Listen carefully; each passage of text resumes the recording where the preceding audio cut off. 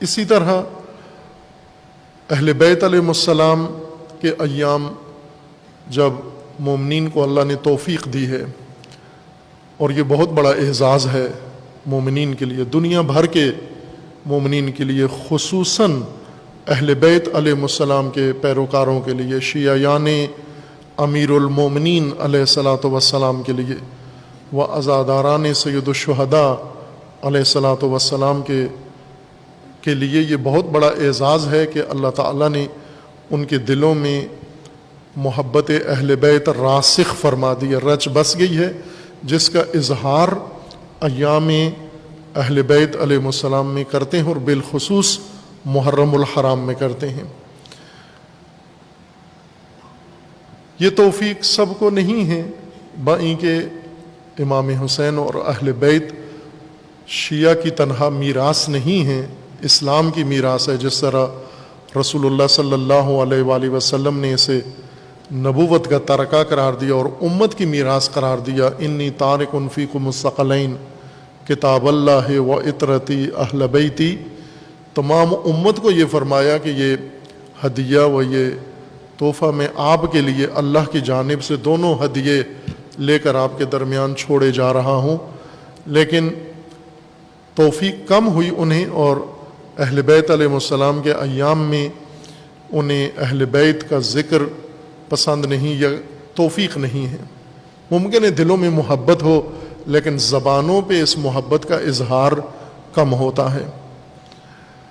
اور کچھ عرصے سے، ابھی چند سالوں سے، جو جدید خارجیت اور جدید ناسبیت پاکستان میں کاشت کی گئی ہے اور اس کی فصل اگ رہی ہے، اس کی کونپلیں نکل رہی ہیں ناسبیت و خارجیت کی، جنہوں نے اہل بیت علیہ السلام کا بغض پرملہ اظہار کرنا شروع کیا ہے، اور اس کا طریقہ یہ ہے کہ اہل بیت علیہ السلام کے دشمنوں کی تعریفیں کرتے ہیں، اہل بیت علیہ السلام کے دشمنوں کی فضیلتیں بیان کرتے ہیں، اور امت کو گمراہ کرنے کے لیے قاتلین آل رسول کو احترام کے ساتھ پیش کرتے ہیں۔ خوب کریں، جس کی جو توفیق میراث ہے وہ کرے اس کو، جو فرعون اور فرعونیت کو اپنے لیے سمجھتے ہیں کہ یہ ان کے لیے مقدر ہے، یہ تقدیر ہے ان کی، فرعون کے پیچھے جائیں۔ جو نمرود کے پیروکار ہیں وہ نمرود کے پیچھے جائیں۔ جو بنو امیہ سمجھتے ہیں کہ اللہ نے ان کی تقدیر بنو امیہ کے ساتھ لکھ دی ہے اور انجام ان کا، وہ انہی کے ساتھ جائیں، لیکن امت کو گمراہ نہ کریں۔ جس کا جو بھی احترام ہے، تمام مسالک کو حق بنتا ہے اپنے اپنے مقدسات اور اپنے اپنے بزرگ ہستیوں کا احترام کریں، دن منائیں، ان کے جی بھر کے منائیں، ان کے لیے سوگواری بھی کریں، ان کے لیے جشن بھی منائیں، کر بھی رہے ہیں۔ جیسے بہت سارے مسلمان فرقے اپنے اپنے بزرگان مسلک کے لیے یہ اہتمام کرتے ہیں، ان کے لیے عرس رکھتے ہیں۔ پاکستان میں عرس ایک بہت رائج چیز ہے، اور ہر شہر میں، ہر گاؤں میں، ہر دیہات میں یہ عرس نام کا ایک تقریب منعقد ہوتی ہے، جس کو عام طور پر میلہ کہا جاتا ہے۔ عرس کا مطلب میلہ نہیں ہوتا، عرس عربی زبان کا لفظ ہے اور اس کا معنی ہوتا ہے شادی۔ اور یہ جو عرس مناتے ہیں بزرگوں کا اور صوفیاء کا اور روحانی شخصیات کا، تو ان کی مراد بھی میلہ نہیں ہوتا، عرس ہی ہوتا ہے، شادی مراد ہوتی ہے۔ عرس ازدواج کے خاطر جشن کو عرس کہتے ہیں، شادی کا جشن۔ اور وہ یہی کہتے ہیں کہ ان کی موت ہو تو اس کو بھی وہ شادی سمجھتے ہیں، ان کی ولادت ہو تو اس کو بھی شادی سمجھتے ہیں۔ عموماً ان کے ایام وفات میں عرس رکھا جاتا ہے۔ جب کسی بزرگ کا یوم وفات آتا ہے تو تقریب یا جو اس کے لیے پروگرام رکھا جاتا ہے اس کا نام عرس رکھتے ہیں، یعنی شادی، ان کی اس بزرگ کی شادی کا دن ہے، اور مناتے بھی شادی والے انداز سے ہیں۔ کپڑے، بعض ایسے یہ بزرگان ہیں صوفیاء، یہ عورتوں والے ہی کپڑے پہنتے ہیں اور دلہن بنتے ہیں باقاعدہ۔ یہ مرد دلہن کی طرح میک اپ کرتے ہیں، دلہن کی طرح سجتے ہیں، یہ لباس پہنتے ہیں، اسی طرح میک اپ کر کے پھر وہ اس محفل مجلس میں آتے ہیں، اور پھر ناچ گانا دھمال ہوتی ہے، یعنی بالکل شادی والا ہی سما ہوتا ہے۔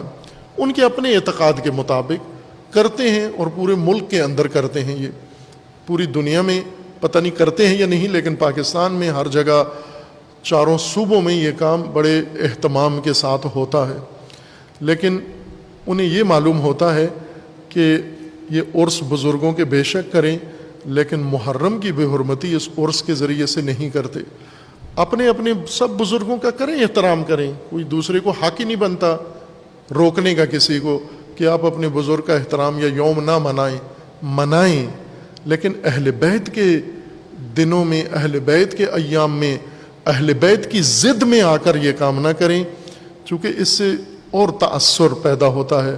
جس طرح بنو امیہ نے اہل بیت علیہ السلام کے بارے میں جو فضائل تھے، اتنے فضائل بنو امیہ نے گن کے گنتی کر کے باقاعدہ کرائے کے راویوں سے اور کرائے کے خطیبوں سے اتنے فضائل دوسروں کے لیے بھی بنوائے، اور پھر انہیں ترویج کروایا، تبلیغ کروایا، انہیں کتابوں میں رکھا اور ان کی تعلیم شروع کر دی، تاکہ اہل بیت کا مقام امت کے سامنے کم کریں اور اہل بیت کو لوگوں سے دور کریں اور امت کو اہل بیت سے دور کریں. یہ بنو امیہ کا طریقہ ہے، یہ بنو امیہ کا شیوا ہے، یہ بنو امیہ کا وتیرہ ہے. یہ دشمنی و بغض ہے اہل بیت کے ساتھ. اور آج بھی یہی کام، اگر آپ اپنے اپنے محترم شخصیات کا احترام کا دن منانا چاہتے ہیں، بہت اچھی بات ہے. ان کے لیے عزاداری بھی کریں، ان کے لیے سوگواری بھی کریں، ان کے لیے سب کچھ کریں. حق بنتا ہے آپ کو جب آپ کا ان پر اعتقاد ہے. لیکن اہل بیت کی ضد میں آ کر اہل بیت کے دن ان کے لیے یہ دن قرار دینا، تو اس سے اہل بیت کی عظمت کم نہیں ہوئی.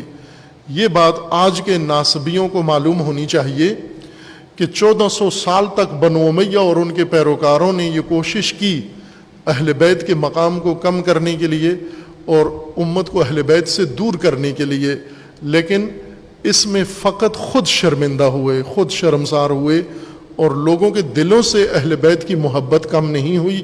بلکہ آج انہی محرم کے ایام میں دیکھیں، کوچا کوچا، قریہ قریہ، گلی گلی میں ذکر حسین ابن علی بتاتا ہے کہ بنو امیہ کی یہ مکر و مکاری کامیاب نہیں ہوئی.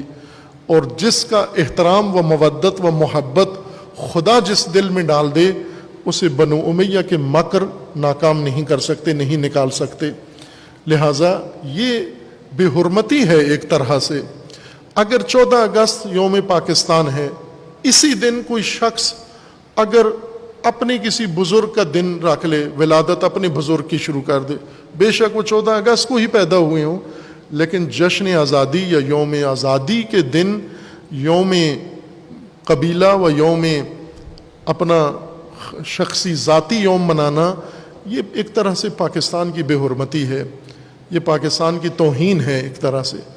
اگر آپ کا دن بنتا بھی ہے تو آزادی کا دن، ملک کا دن، وطن کا دن وطن کا ہونا چاہیے، اور آپ کا قبیلے کا دن قبیلے کا ہونا چاہیے. لہٰذا یہ بھی ایک بے حرمتی ہے جس کے طرف حکومت متوجہ نہیں ہے. ویسے تو حکومت اور حکومتی ادارے اور اس سال زیادہ ایفیشنسی دکھائی ہے، فارمیلٹی زیادہ، آنا جانا پولیس کا، افسروں کا بلانا، میٹنگیں، یہ سب کچھ کہ محرم کے لیے بڑا اہتمام ہو رہا ہے. فلیگ مارچ کرتے ہیں، سڑکوں کے دورے کرتے ہیں اور روٹ دیکھتے ہیں. لوگ سمجھ رہے ہیں محرم کے لیے کیا کچھ ہو رہا ہے. عزاداروں کو 4 شیڈول میں ڈال کر اور بانیان مجالس کے نام پر FIR کاٹ کے اور انہیں ہراساں کر کے اور پھر یہ اہتمام، تأثر دینا کہ محرم کے لیے حکومت کی سطح سے بہت کچھ ہو رہا ہے. ظاہر ہے یہ تأثر لوگ نہیں مانتے، اتنے نادان نہیں ہیں، لوگ سمجھتے ہیں. اگر واقعاً محرم کے لیے اہتمام کرنا ہے تو ایام امام حسین علیہ السلام میں میڈیا کو بھی پابند کریں اور لوگوں کو بھی پابند کریں اور سارے سلسلوں کو پابند کریں کہ وہ امام حسین علیہ السلام کے ایام میں امام حسین کا ہی ذکر کرنے کی اجازت دیں.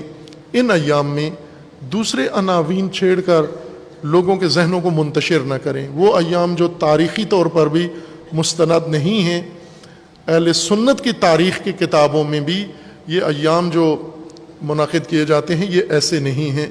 اہل سنت کی تاریخ کی کتابیں، اہل سنت کے روایات و حدیث کی کتابیں اگر دیکھیں، سوانح حیات کی کتابوں میں بالکل یہ تاریخیں نہیں ہیں جو عموماً لوگوں کو مشوش کرنے کے لیے بیان کی جاتی ہیں۔ اور